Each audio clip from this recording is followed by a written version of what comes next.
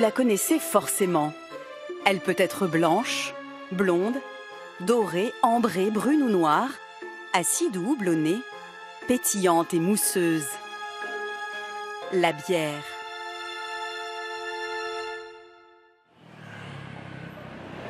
C'est la toute nouvelle passion des Français. Certains vont jusqu'à apprendre à la faire eux-mêmes, en soirée, à la sortie du bureau. Mais avec des spécialistes de la bière artisanale, car les Français ont soif d'authenticité. Nous sommes à Paris, rue des Jeûneurs. Ici, on dépense jusqu'à 170 € pour sentir le bouillon de céréales et entendre les marmites frémir. Vous avez vu, votre houblon, il s'est dissous dans l'ébullition et il fait une grosse mousse verte sur le dessus. On va faire là, c'est de l'empelletage. Michael, un ancien brasseur américain, est venu proposer à Paris ce qui se faisait déjà à New York. On est ouvert depuis avril 2015 et on est complet depuis septembre 2015. Et là, il y a une attente de quelques mois. Et là, tous les jours, c'est complet. Ouais. Personne verse le marc dedans. Un cours de brassage où tout est prévu. Des ingrédients aux casseroles, en passant par le nom que vous donnerez à votre future bière, sans oublier les explications de Mélanie. Mais encore une fois, la couleur, c'est pas indicateur du goût. Blonde, c'est qu'une couleur. Ouais. Donc je sais pas il faut que tu me précises ce que tu veux dire par blonde. Légère en alcool, légère en goût. Est-ce que tu aimes l'amertume? Ouais, j'aime bien l'amertume. T'aimes bien l'amertume? Ouais, tout à fait, ouais. Ici, on apprend à manier les différents ingrédients et leurs différentes saveurs. Et vous massez? Je n'avais aucune idée de la manière de fabriquer la bière. Donc là, c'est vraiment une découverte. On ne s'attendait à rien du tout, on ne savait pas du tout comment ça fonctionnait. C'est la vraie découverte, surtout sur les céréales, regardez où sont vos marmites, elles glissent. sur la manière de faire. Voilà, Ramenez-les vers vous. Super. C'est assez sportif, non? C'est un peu physique, ouais. Si vous Ça m'étonne pas qu'il y ait plus de brasseurs mecs que...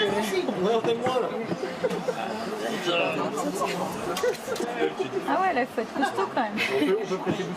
Non, je confirme. Moi, j'en profite pour apprendre, partager aussi une passion, parce que en gros, tous les gens qui travaillent dans le monde de la bière artisanale sont des passionnés. On enlève le matériel. Et puis quand c'est une passion qui, en plus, produit quelque chose de très tangible, de très concret, qu'on peut partager avec les gens, qu'on peut boire et déguster, c'est quand même vraiment sympa. Après un mois de fermentation, ils pourront enfin déguster leur propre bière.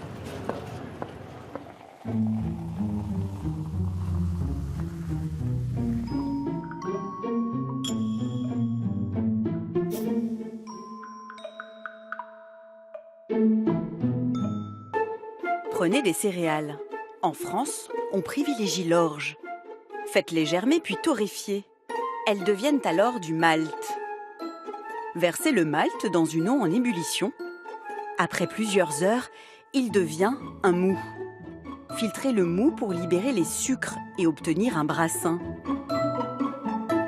Ajoutez alors du houblon qui apporte son amertume, mais aussi ses parfums.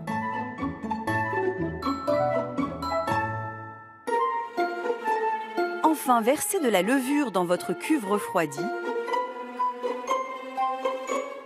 Laissez agir pendant 4 semaines pour que la boisson fermente.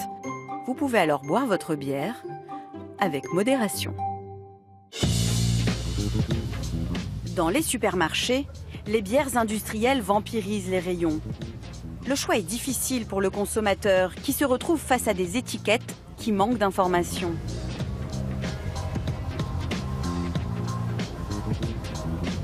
Thomas est un passionné. Il tient le blog le plus influent sur la bière. Il nous aide à y voir plus clair. Donc il faut savoir que 98% des bières qui sont produites dans le monde, ça appartient à 3 groupes industriels. Donc en fait les marques, vous allez les retrouver Pelfort, Heineken, c'est la même chose. On a Desperados là-bas, c'est exactement le même groupe également. Et le 3e grand groupe qu'on ne peut pas éviter, c'est le numéro 1 qui possède 30% des bières dans le monde. Donc il s'agit de Leffe. Donc Leffe, ils possèdent énormément de marques. C'est AB InBev. Leur dernière acquisition, c'est la bien connue Triple Carmelite qu'ils ont acheté cette année, en 2016 plutôt. Donc du coup, ça c'était une bière qui était familiale et indépendante pendant des siècles et des siècles. Et du coup, ça a été racheté l'année dernière par AB InBev, qui est Leffe, du coup. Leffe, Budweiser aussi, ça appartient à Leffe. 3 géants industriels occupent la moitié du marché mondial de la bière. Carlsberg et Heineken, largement devancés par AB InBev, le leader, avec plus de 30% du marché. À eux seuls, ils détiennent plus de 600 marques différentes. Pour couvrir ce marché mondial, ces dernières années, les industriels ont dû aller chercher de nouveaux consommateurs, surtout chez les jeunes et chez les femmes.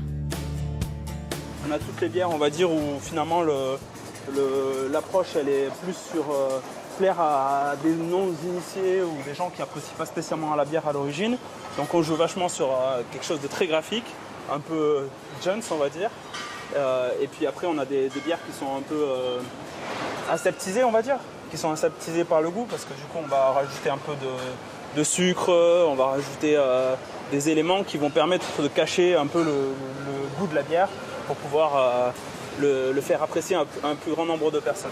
J'ai l'habitude de dire finalement je peux me faire une Skol mais pas quand j'ai envie d'une bière finalement, c'est un autre produit, c'est comme si j'avais envie de boire un soda finalement. Certaines marques n'hésitent pas à habiller leurs bouteilles pour attirer le consommateur. Il y a toutes les bières qui se la jouent un peu traditionnelles. On va voir la Goudal par exemple avec une étiquette un peu à l'ancienne, des dessins un peu, une écriture manuscrite. Donc ça c'est on joue la tradition, le côté ancestral, la vieille recette. Ensuite il y a toutes les bières d'abbaye, ce qu'on appelle abbaye, ils le jouent sur le côté monastique, sur le côté mystique. Donc il faut savoir quand même qu'une bière d'abbaye n'est pas spécialement brassée dans une abbaye. C'est juste un nom qui est récupéré et en fait c'est brassé par un grand groupe industriel en général derrière. Donc l'image du moine qui fait encore sa bière, c'est pas vraiment ça. Ce qui n'est pas évident par exemple c'est que c'est écrit brassé à mort subite. Donc brassé à mort subite, ça veut dire que c'est brassé par la brasserie Mort Subite. Donc si c'est brassé par la Mort Subite, on ne peut pas savoir que la brasserie Mort Subite appartient au groupe Heineken. Donc du coup c'est pas facile à lire du tout. Difficile de trouver sur l'étiquette où est brassée réellement votre bière. Le nom et le dessin ne sont pas toujours révélateurs. Il y a énormément de bières qui sont juste commercialisées par une entreprise et qui sont brassées ailleurs. On a par exemple la Reims Cochon également. C'est une bière qui est dans ce cas-là. Une bière des Flandres. Donc bière des Flandres, là, c'est un peu la Belgique, la France. Donc en fait tout est sur une bière autour de Lille, Villeneuve d'Ascq. C'est là où est commercialisée la bière, mais en réalité c'est brassé en Belgique. Certaines brasseries n'hésitent pas à s'approprier une identité locale, alors même qu'elles font appel à des industriels pour brasser leur bière. Nous avons voulu faire l'expérience avec une petite bouteille vendue dans le sud de la France. Son nom et son étiquette évoquent le sud. Avec des professionnels de la bière, nous décidons d'aller à la rencontre de ce brasseur. Une adresse est indiquée sur la bouteille. Notre objectif, être certain que cette bière est bien brassée sur place, comme l'étiquette le suggère. Après plusieurs demandes rejetées par la brasserie, nous décidons de nous y rendre en caméra cachée. Au fond de la boutique, une vitre qui donne sur un entrepôt. À l'intérieur, des cuves en inox et une machine d'étiquetage. Rien n'a l'air de fonctionner, mais selon la vendeuse, tout est fabriqué sur place, localement, à certaines périodes. Tout est brassé ici. Elle est brassée là derrière. D'accord. Parce que je sais plus qu'il y a quelqu'un à un moment donné qui nous a dit ouais, je crois faites attention, c'est en Pologne. Non, pas du tout. D'accord. Ah, c'est bien ça. Mais les brasseurs avec qui nous sommes venus doutent des explications de la vendeuse. Techniquement, là, ce que j'ai pu voir, comme on a pu voir, il n'y a pas de salle de brassage. Ouais. Dans cette pièce et dans ce truc, il n'y a pas de salle de brassage. Après plusieurs tentatives, le directeur de la brasserie accepte enfin de nous répondre par téléphone.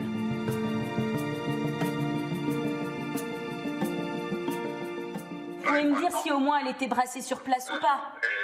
Elle n'est pas brassée sur place. elle n'est pas brassée sur place. La ligne d'embouteillage, je suis obligé de mettre mon code embouteilleur sur la bouteille. C'est la loi. Donc, Oui. je suis obligé. Oui, effectivement. Mais après, vous pouvez mettre où cette bière est brassée aussi. Ça, c'est quelque chose qu'on peut mettre. Alors, nous, quand on fait une microbrasserie, les gens, d'abord, c'est souvent des passionnés. C'est des gens qui ont beaucoup de mérite. Mais ils ont la difficulté qu'ils ont, c'est qu'ils démarrent un outil industriel ou semi-industriel et ils vont chercher les volumes. Moi, le raisonnement, je le fais à l'inverse. Je veux avoir les volumes, donc la marque est à moi, la recette est à moi. Je veux avoir les volumes et comme ça, je pourrais de suite amortir l'outil industriel. Donc, et pourquoi vous aviez eu l'idée, par exemple, de l'appeler la bière La Cigale? C'est que vous êtes dit que quand même, c'était local. Il ne faut pas être naïf, c'est du marketing, c'est évident. C'était un nom qui était porteur, c'est vrai. Cette marque n'est pas la seule. Elle profite d'un vide juridique. Les alcooliers ont peu d'obligations côté étiquetage de leurs produits. Cela leur permet de maintenir le consommateur dans le flou sans être hors la loi. Nous avons voulu connaître la position du directeur du syndicat des brasseurs européens. Mais pour lui, cela n'aurait pas de conséquences. Nous, on ne ressent pas ça comme une très grande problématique parce que le consommateur européen, ce qui l'intéresse quand il voit une bouteille de bière, c'est, bon, la marque compte pas mal. Ça, c'est quelque chose qui est assez intéressant, qui moi-même m'a surpris. La marque compte. La couleur compte. Le fait de savoir d'où vient l'eau qui a servi à la brasserie ou d'où vient l'orge ou le malt ou le houblon, le consommateur est fondamentalement moins intéressé. Côté transparence, la bière passe entre les mailles du filet. On peut appeler ma bière la cagole alors qu'elle est faite par exemple. Ah, tout à fait. C'est tout à fait possible, oui. Oui, absolument. Ça, c'est une... Absolument. Alors, et ça sera pas ça sera pas dans le code éthique, enfin, ça sera pas sur l'étiquette. Au niveau européen, il n'y a pas de plan de ce point de vue-là. Mais le problème du flou de l'étiquetage va encore plus loin, jusqu'à toucher la santé du consommateur. La bière fait partie de la classe des alcools. Elle échappe donc à l'obligation d'affichage exhaustif de ses ingrédients. Sur certaines bières, seuls 3 ingrédients sont notifiés, mais aucune mention n'est faite des colorants ou des additifs. Autre exception, le tableau nutritionnel. Il informe notamment des calories présentes dans chaque petite bouteille. Là encore, il est inexistant. Pour séduire de plus en plus de consommateurs, et notamment les femmes et les adolescents, les géants de l'alcool ne manquent pas d'imagination pour créer des goûts fruités, souvent très sucrés. Pauline Constant est la voix des consommateurs à la Commission européenne. Pour elle, le flou des étiquettes est orchestré par les industries. Il y a du sucre. Et si on regarde la composition, alors là, on voit que c'est une bière aromatisée. Donc là, on a en partie les ingrédients. Par contre, aucune information sur la teneur en sucre. On peut imaginer que s'il y a des fruits, il y a du sucre. Et sur les calories. Donc pour quelqu'un qui veut quand même faire un minimum attention à sa ligne, c'est impossible de savoir. On ne sait pas combien de morceaux de sucre sont peut-être présents dans cette bouteille. On a l'impression un petit peu que chacun fait comme il veut, mais c'est normal étant donné qu'il n'y a pas de réglementation. Il y en a qui vont un petit peu plus loin que d'autres, mais c'est vraiment selon le bon vouloir du fabricant. Pour cette militante, le lobby des alcooliers est tellement fort qu'il arrive à passer outre la loi. Le lobbying de l'industrie de l'alcool est très puissant ici à Bruxelles. Les groupes de pression représentant les industries ont des ressources considérables par rapport à nous. 220 calories le verre de bière. C'est autant qu'une part de gâteau. Pauline Constant aimerait que les consommateurs puissent en être informés. Pour son association, l'alcool est en partie responsable des problèmes d'obésité. L'alcool joue un rôle considérable dans la nutrition. C'est un rôle qu'on sous-estime souvent. On connaît très bien les effets néfastes de l'alcool sur le foie, par exemple, ou sur la dépendance que ça peut créer. Mais c'est un rôle qui est souvent sous-estimé dans la nutrition et dans l'obésité. Et on sait que l'obésité est un problème de plus en plus important en Europe. Si les décideurs politiques prennent conscience de ce problème, qui est également reconnu par l'Organisation mondiale de la santé, alors on pourra peut-être aller dans un sens plus en faveur des consommateurs. L'industrie qui cherche à produire toujours plus pour toujours moins cher n'hésite pas par exemple à utiliser du sirop de maïs pour remplacer le sucre. Pourquoi on fait ça? Parce qu'en fait ça vous fait un sucre qui est beaucoup moins cher que notre sucre de betterave.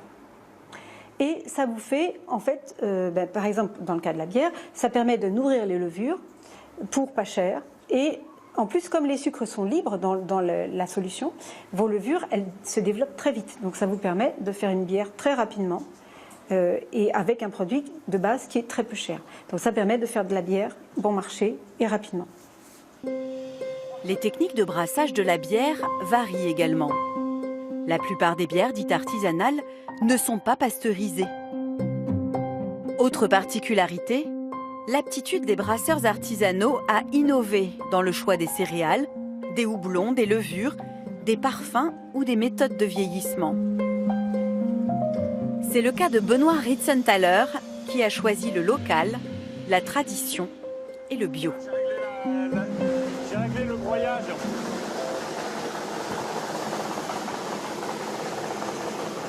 Tous les jours, il scrute son brassin.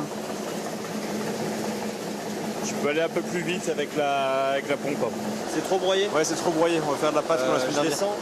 Le secret de la brasserie artisanale est de se renouveler toujours en testant de nouvelles recettes. L'art, on va dire, de créer une recette, c'est de savoir là où on va, d'avoir son objectif et de se donner les moyens derrière d'y arriver. Donc trouver les bonnes céréales en bio, puisque toutes nos bières sont bio. Chez Benoît, pas d'additifs pour accélérer la fermentation ou stabiliser le goût. Il n'utilise que les 4 ingrédients originels, au risque parfois de quelques déconvenues. Il arrive parfois de se louper. Quand on se loupe, c'est d'autant plus important de tout noter, parce que d'un ratage, on peut faire une merveille. Parfois, l'erreur est juste, et c'est cette erreur-là qui va nous permettre d'avancer et de trouver le petit truc qui fait que la bière est encore meilleure. Le facteur, le paramètre auquel on n'avait pas pensé.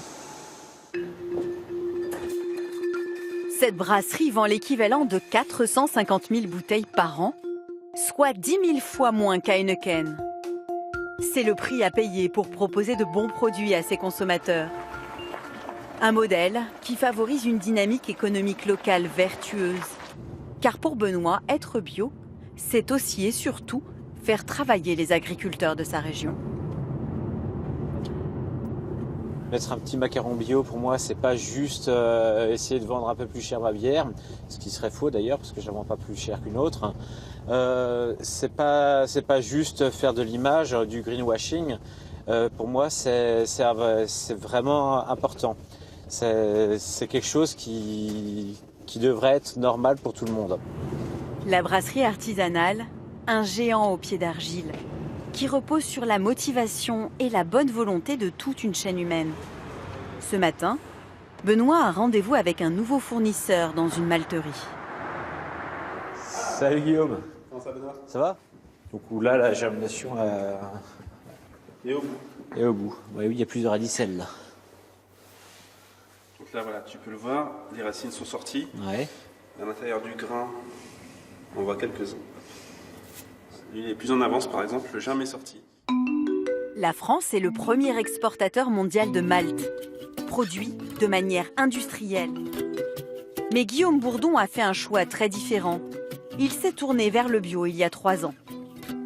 L'idée est née d'une rencontre avec des brasseurs d'Ardèche qui étaient en recherche de porteurs de projets pour monter une malterie locale, justement, puisqu'ils souhaitaient se fournir en matières premières autour de chez eux, mais ne trouvaient pas. Le malt apporte l'amidon qui sera transformé en sucre et en alcool par le brasseur. Pour les bières artisanales, le malt est le principal ingrédient céréalier utilisé. Une méthode bien différente de l'industrie qui mixe sa préparation avec le maïs et le riz, beaucoup moins cher, mais sans goût. Ouais, tout à l'heure. Elle est nouvelle celle-là. C'est ça. Alors Benoît veut offrir aux consommateurs un produit de qualité, une démarche qui passe aussi par la traçabilité. C'est pas juste à envoyer un mail avec une commande. C'est pouvoir voir aussi dans quel champ elle pousse, parce qu'il nous est arrivé d'aller dans les champs pour voir où c'était. Donc là, il est tout chaud, c'est rigolo. On a l'impression d'avoir du pain chaud qui sort du boulanger, du four de chez le boulanger. Puis ça a le goût du pain. Aujourd'hui, Guillaume approvisionne 70 brasseurs autour de chez lui. Une filière fructueuse s'est mise en place. On a doublé la production depuis 2015 et on va encore la doubler, voire la tripler d'ici 2017. On peut dire que c'est une filière rentable. Une filière viable. Non, c'est une filière rentable dans la mesure où les acteurs s'impliquent en fait. Il faut que les agriculteurs s'engagent dans la durée, il faut que les brasseurs aussi soient prêts à s'engager dans la durée.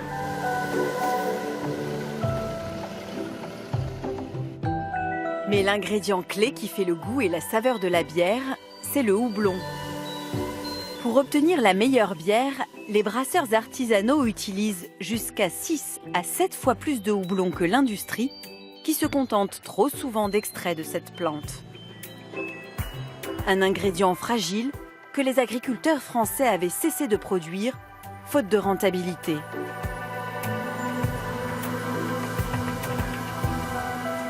Mais face à la forte demande des petits brasseurs, on relocalise la production, comme par exemple en Alsace. Je vous montre les dernières nouveautés qu'on a.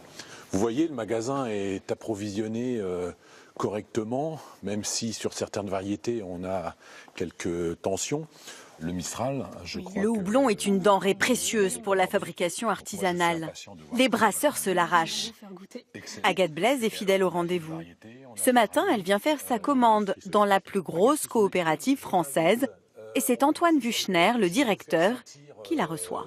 En fait, c'est une fois dans l'année, donc après la récolte, après les conditionnements, on se rue sur le houblon pour pouvoir en avoir assez pour toute l'année. Vu que la récolte, c'est une fois par an, c'est une fois par an qu'on peut venir faire nos courses. Et donc voilà, c'est très important, sans houblon, il n'y a pas de bière.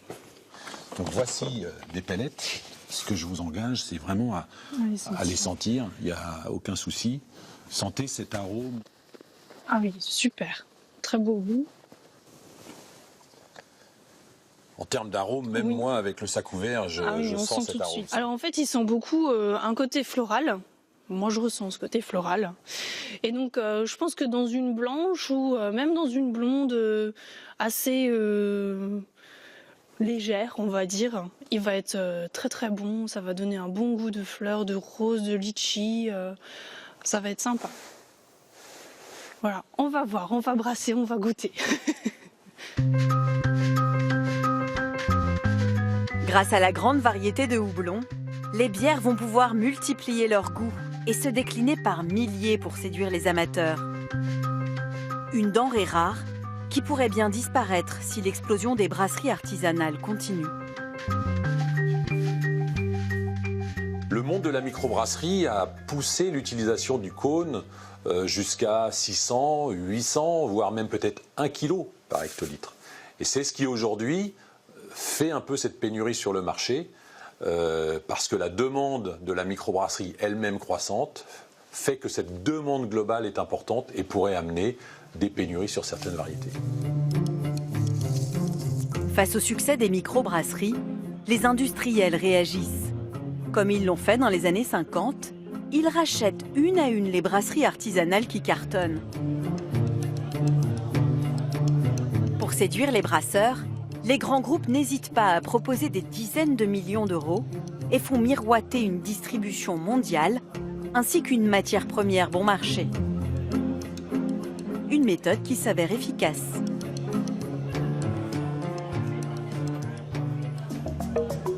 Nous sommes à Londres, à l'arrière d'un bar branché. Il est 20h. Jérôme Pello fait partie du plus grand groupe industriel de la bière, AB InBev. Sa mission, acquérir les meilleures brasseries artisanales. Toutes les semaines, avec son équipe, il teste de nouvelles bières. La numéro 5, par rapport à la 4, elle a un goût étrange, de plastique. J'essaie de goûter plus de 1000 différentes par an Et je fais ça depuis 17 ans maintenant, donc c'est pour former le palais, les gammes. C'est comme un musicien, il va s'entraîner. Donc moi j'essaie de goûter nos bières très souvent, les autres bières du marché, ça permet de suivre les tendances.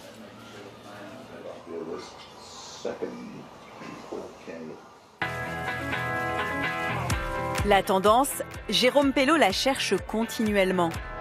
Depuis 2 ans, il a signé avec 15 nouvelles brasseries dans le monde. Mais il ne compte pas s'arrêter là. Nous sommes à Camden Town, un quartier branché de Londres. Le berceau de la craft beer européenne, la bière artisanale. On en compte aujourd'hui plus d'une centaine. Jérôme vient de signer il y a quelques semaines avec l'une d'entre elles. Hey Jasper, comment tu vas? Bien, et toi? Ça me fait plaisir de te voir. Aujourd'hui, il vient rendre visite à Jasper Cupage, le brasseur de Camden. Dans quelques semaines, cette brasserie n'aura sans doute plus rien d'artisanal. Cette mousse ultra locale est avalée par le géant sans que les consommateurs soient au courant. On est bien loin de la première bière brassée par Jasper au fond d'un bar. Les bières que je pouvais boire il y a 5 ans n'étaient pas exceptionnelles. Je voulais faire une bière que j'avais envie de boire, que j'avais faite de mes propres mains, et dont j'apprécierais les saveurs et les arômes. Une bière authentique, et je n'arrivais pas à trouver ce type de bière ici. Alors j'ai décidé de la faire moi-même, pour moi et pour mon entourage. Avec ce rachat, la brasserie pourrait multiplier son rendement par 10. Un bouleversement dans sa chaîne de production. Ces hangars, trop petits, deviendront sans doute les bureaux administratifs de la brasserie.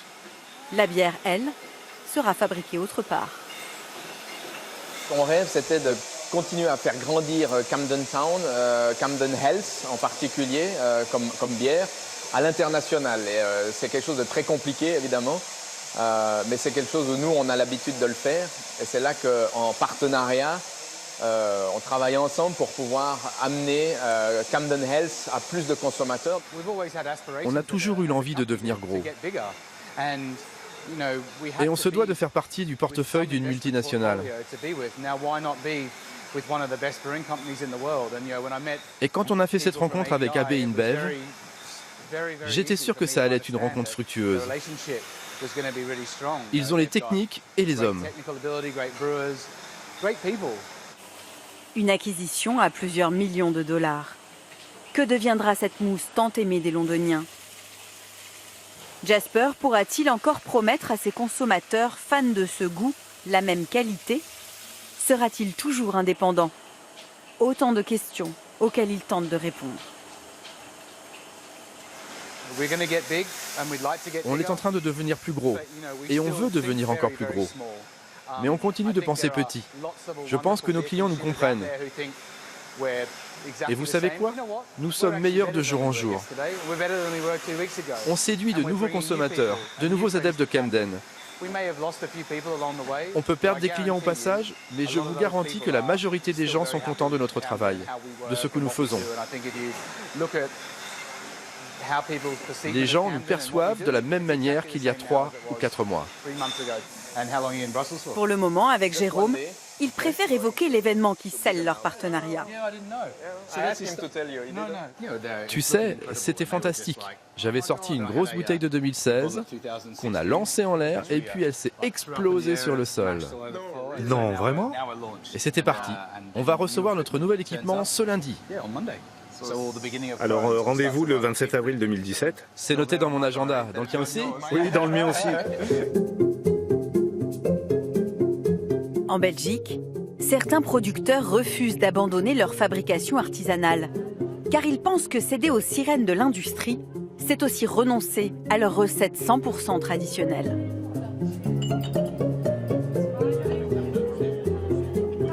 Dans cette capitale européenne, la bière fait partie de leur histoire, de leur patrimoine.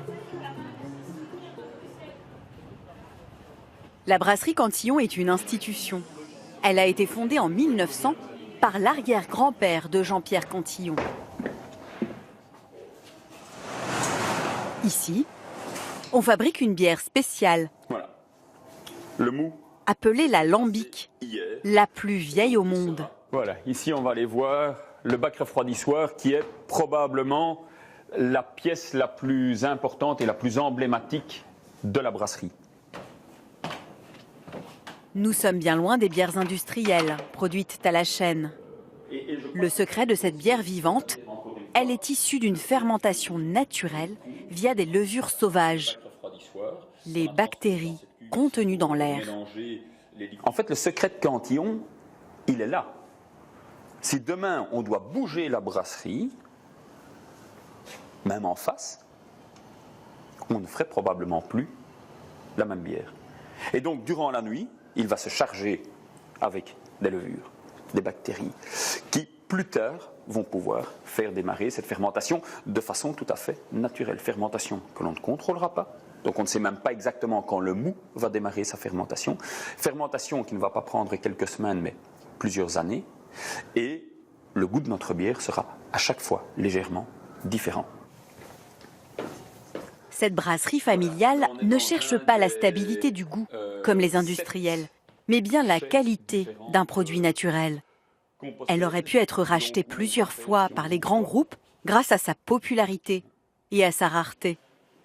Mais Jean-Pierre a toujours refusé. Quand vous faites racheter par l'industrie, on ne parle pas de un peu plus, on multiplie par 10, 20, 50 la production. Quand vous faites un spaghetti pour 4 personnes et que vous faites le même spaghetti pour 400 personnes, c'est plus le même spaghetti. Quelque part, vendre des parts ou accepter un partenariat, ce serait pour nous trahir le produit aussi. Et donc non, ça c'est en plus de l'histoire de la famille qu'on irait vendre maintenant pour du pognon. Non, ça vaut beaucoup plus que ça.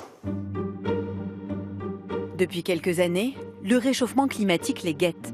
Mais pas question pour les Cantillons d'ajouter des additifs chimiques, quitte à produire moins. Le réchauffement climatique est réellement un problème, on le vit professionnellement, puisque mon grand-père commençait à brasser ici, donc il y a une quarantaine d'années, 50 ans, il commençait à brasser vers le 10-15 octobre pour terminer ses brassins fin avril, début mai, donc au sein de glace, alors que nous aujourd'hui, on commence début novembre pour terminer fin mars, début avril. Donc on a déjà un temps de production qui est assez court, et par rapport à ce que mon grand-père a vécu, je perds au bas mot 1 mois et demi de temps de production. Et donc il nous arrive parfois de devoir annuler des brassins. L'année passée, on a dû annuler des brassins sur plus de 2 semaines de temps. Cette année-ci, j'ai dû annuler actuellement un brassin. Il y a 2-3 semaines, on a une nuit à 12 degrés, ce qui est trop. Si on en reste à cette production-ci, 100% traditionnelle, en ne se référant uniquement qu'aux températures naturelles extérieures, oui, à terme, on pourrait avoir un problème. Quand je dis à terme, pas demain, mais 10 ans, 15 ans, 30 ans, oui. Pour un goût unique, le consommateur est prêt à venir de très loin. Marc est américain. Tous les ans, il vient la déguster. Je pense que c'est probablement la meilleure bière au monde. Elle a bon goût. C'est une réponse facile, elle a bon goût. Ce qui me plaît ici, c'est l'ambiance familiale. Et c'est impossible de l'avoir aux États-Unis. Donc si vous la voulez, il faut venir ici pour l'obtenir.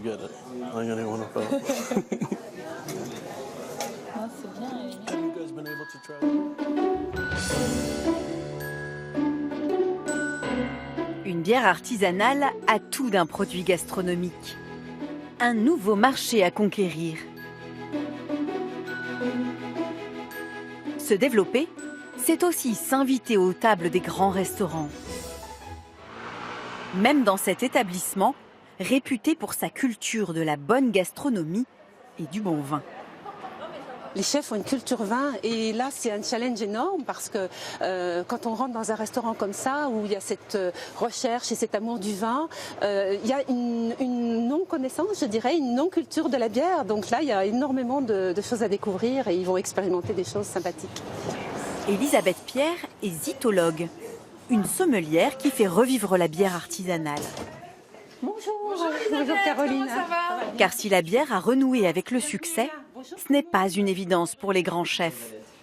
Elisabeth éduque le palais des restaurateurs en leur proposant une carte sur mesure où la bière a sa place à côté du vin. Aujourd'hui, Elle vient leur faire une dégustation. Bon, alors je vous ai amené donc 8 styles de bières différents qu'on va passer en revue. Je vais vous expliquer les différents styles. J'ai sélectionné en fait des styles qui vont bien avec votre cuisine. La question aussi, voilà. est-ce que c'est les mêmes levures? Quelques gorgées pour réapprendre à déguster et égayer les papilles. Les 3 nez en même temps. Oh. Et l'autre, c'est la mandarina. Quand on voit des gens boire de la bière, ils prennent un verre, ils demandent un demi en général, ils ne demandent même pas un style de bière ou rien, et ils boivent direct. Là, on a affaire à des bières gastronomiques, à des bières artisanales, à des bières de petits producteurs. Pour déguster la bière, on est dans la même démarche que pour tout autre produit, le vin, le whisky, le thé, le fromage. Il faut faire du bruit. Il faut pas forcément. On va surtout être attentif à la texture. Et là, comme on a des bières avec notamment du blé, on va avoir de l'onctuosité de la crème. L'enjeu de cette rencontre est de combattre les clichés pour qu'enfin la bière soit reconnue à sa juste valeur et que cette boisson locale puisse être accordée par les sommeliers avec les mets. Qui après reformule derrière. Voilà. Donc la deuxième, comme vous constatez, c'est une bière ambrée qui a une jolie couleur orangée, un petit peu rousse, mais bien au-delà d'une rousse, c'est une bière qui va être magnifique avec tout ce qui va être viande, mijotage, braisage, etc. Vous allez en tant que restaurateur faire des découvertes à vos clients là. Et puis ensuite, je vous ai amené la fameuse cervoise à la griotine, donc bière de dessert. On arrive sur les bières de fin de repas, là. Le côté vineux. C'est vachement bon, ça aussi. Et là, c'est avec un dessert au chocolat, c'est topissime. C'est bon, ça. Topissime. Le fait d'appréhender la couleur de la bière, sa texture, le nez, le goût, c'est pas très très différent du vin, effectivement. Après, là, les goûts sont quand même très très tranchés. Elles ont toutes une très forte longueur en bouche, un goût très particulier. Bon, j'aime pas la dernière, mais ça c'est mon goût personnel. Toutes les autres, je suis assez surpris de dire que sur les 5 autres qu'on a goûtées, il y en a 4,5 que je trouve très très intéressantes. C'est ça qui est intéressant. Cet échange donne des idées à Charlotte. En cuisine, elle décide d'intégrer la bière dans un plat qu'elle a l'habitude de préparer tous les jours, du poulpe fumé au chou-fleur. Oui, c'est vrai qu'en cuisine traditionnelle française, on apprend plutôt à servir du vin.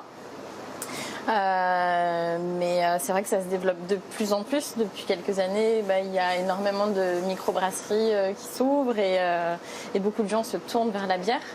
On peut tout à fait imaginer que la bière puisse prendre la place du vin.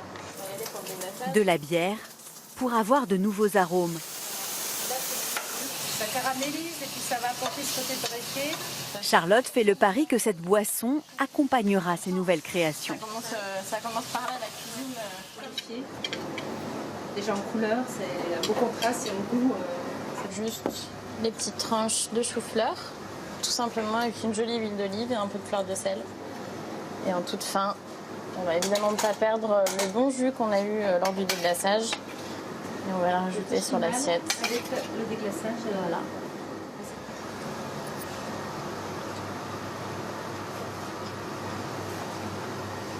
Alors la bière, elle apporte quoi?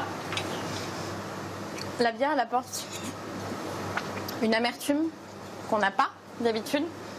Ça apporte vraiment une autre dimension au plat. C'est très intéressant. Et avec la douceur de la crème, la bière, moi je suis très contente. C'est un peu redécouvrir un plat qu'on connaît bien. Et c'est une belle émotion. Je suis contente. En fût de Bourgogne, donc il va y avoir des notes un petit peu de... Pour consolider le marché de la bière artisanale indépendante, il fallait des lieux eux aussi indépendants pour que les consommateurs puissent découvrir le vrai goût de la bière. Romain et Laurent sont les premiers à avoir ouvert un bar-restaurant où la bière artisanale est reine. Derrière cette vitre, des pièces de collection, des bières très rares. Pareil, un dessert qui change aujourd'hui, crêpes, pois, chocolat, manjari, pistache. C'est là qu'on peut taper là-dedans. Ouais. Déjà, là il y a des trucs. Moi j'aimerais bien mettre un petit Imperial Stout. Ouais. Et toujours. On joue sur le chocolat. Chocolat sur chocolat, moi j'aime bien. Monter leur affaire n'a pas été facile, car les industriels maîtrisent le marché depuis des décennies et laisse peu de place aux brasseries artisanales.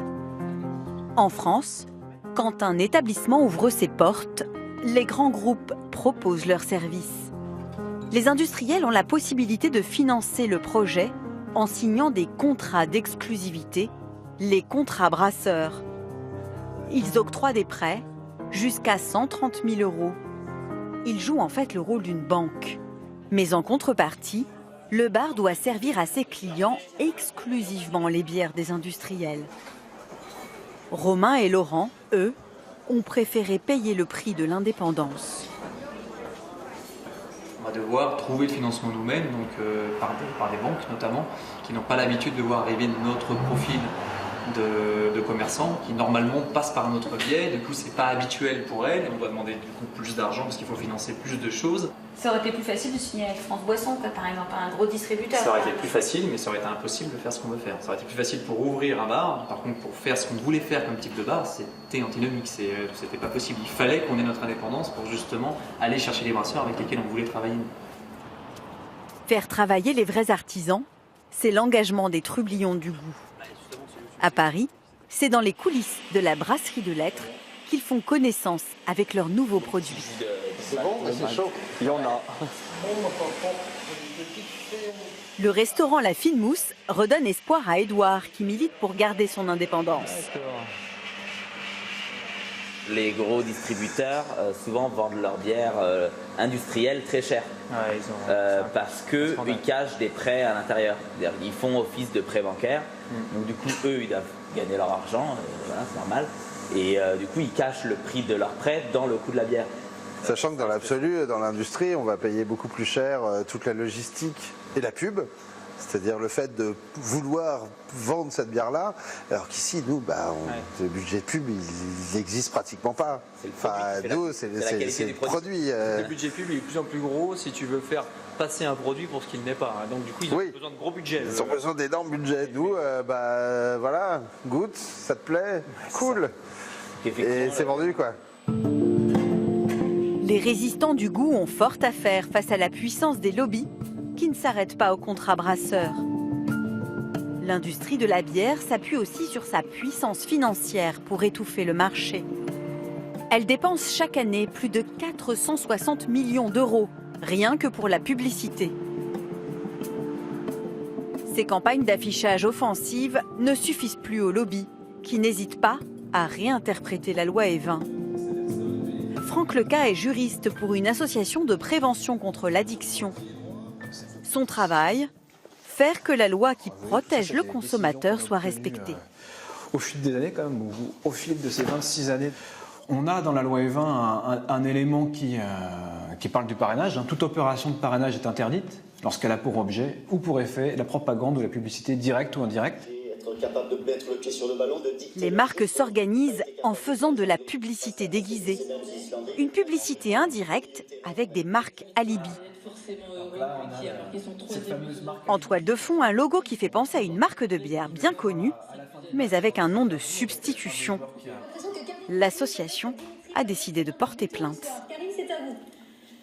Donc là, on a l'interview du joueur victorieux, l'équipe de France, Dimitri Payet, qui a bien réussi d'ailleurs, dans cet Euro. Et on le voit qui est devant le sponsor avec sa marque Alibi, qui est omniprésent dans toute la compétition et donc aussi devant les panneaux d'interview à la fin des matchs.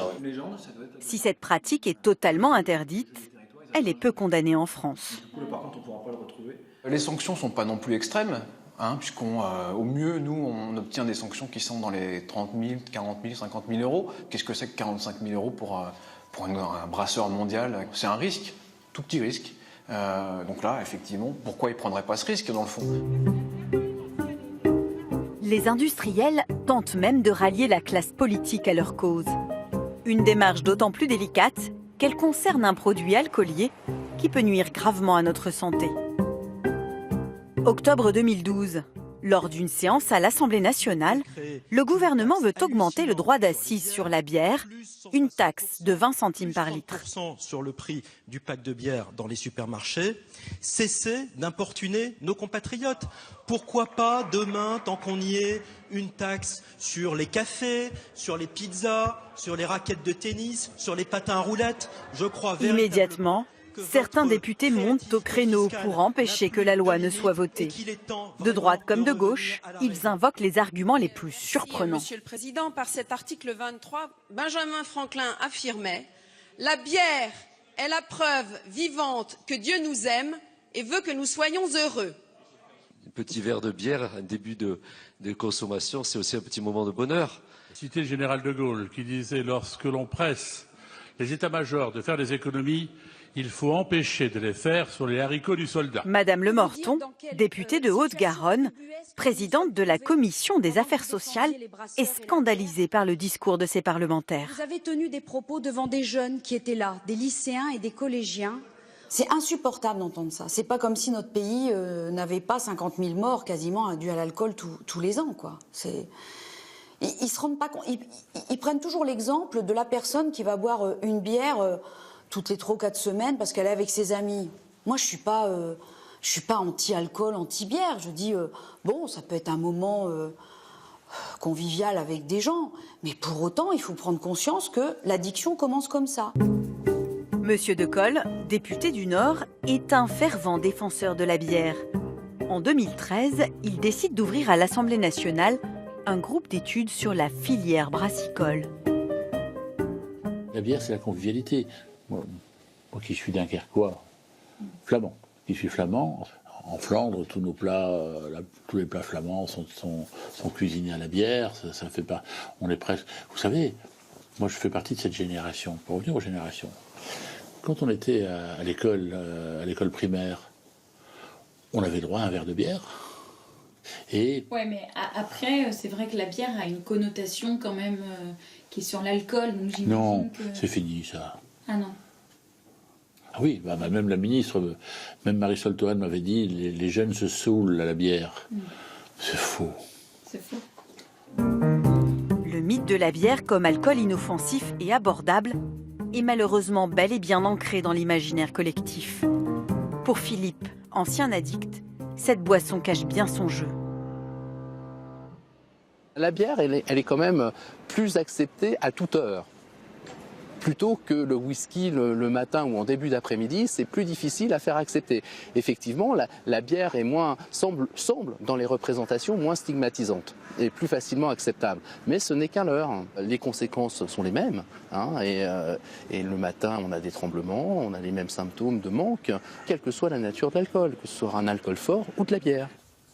Entretenir une image positive de la bière, c'est le rôle des lobbyistes qui sont aux portes de l'Assemblée. Pour sensibiliser les députés, ils n'hésitent pas à les convier à des cocktails privés. Ce cocktail festif sera l'occasion de déguster des bières de Noël et des spécialités régionales pour fêter notamment l'inscription de la bière au patrimoine culturel, gastronomique. En avançant de cette manière, c'est vicieux, c'est pas clair, c'est pas ce que une démocratie digne de ce nom doit accepter. C'est ça qui ça me révolte, ça me décourage parfois. Ça me décourage. Et quand certains veulent faire passer des lois contraignantes, les industriels fournissent directement aux députés les mêmes arguments de choc, repris mot pour mot dans la même séance, à quelques minutes d'intervalle. Mais il a été démontré d'ailleurs avec une certaine honnêteté par un certain nombre de nos collègues que la bière n'était évidemment pas la boisson favorite des jeunes et que le problème n'était pas là. Je ne pense pas que ce soit la bière qui soit le vecteur principal de l'ivresse des plus jeunes et des addictions à la boisson. Il y a bien d'autres alcools, malheureusement, qui sont utilisés. Ça n'est pas la boisson favorite des jeunes d'aujourd'hui qui veulent, permettez-moi l'expression, se shooter. Pourquoi ils ont les mêmes arguments? Parce qu'ils sont abordés par les mêmes lobbies, qui vont jouer sur le côté plaisir en famille, tradition populaire. Et puis ensuite, c'est attention l'emploi, monsieur le député. Attention à ma brasserie. Je suis brasseur, monsieur le député. Je suis brasseur dans votre circonscription. J'embauche 15 personnes. Attention. Je ne suis pas un lobbyiste, je ne suis pas là pour défendre... C'est pour ça tout à l'heure qu'on m'a dit, vous défendez les brasseurs, donc j'ai dit je défends la bière, mais pas les brasseurs. Si, forcément. Maintenant qu'un parlementaire défende la production française, j'estime que c'est complètement légitime. Face à la pression des lobbies industriels, quelles sont les armes de nos artisans du goût? Comment peuvent-ils résister? Aujourd'hui, les passionnés de la bière n'ont pas l'intention de plier. T'as contrôlé l'amidon? Non, pas encore. Non, pas encore. Okay. Jean-François Drouin est brasseur. Il est devenu la bête noire des industriels et revendique avec 250 brasseries son statut de David contre Goliath. Dans le syndicat des brasseurs indépendants, on a envie de mettre un label fort qui va montrer quel type de produit vous avez en face de vous et puis au niveau de la transparence, qui le fait, comment il est fait, et puis voilà, qui se différencie éventuellement de bières d'industrie ou de fausses bières qui sont produites, on va dire, juste par version commerciale. Mais la résistance est en marche. Chaque semaine, 3 brasseries artisanales ouvrent leurs portes en France. En attendant un label et de nouvelles lois, le consommateur peut se fier au savoir-faire de ces brasseurs qui consacrent leur vie à leur passion, faire de cette recette une recette unique et gourmande.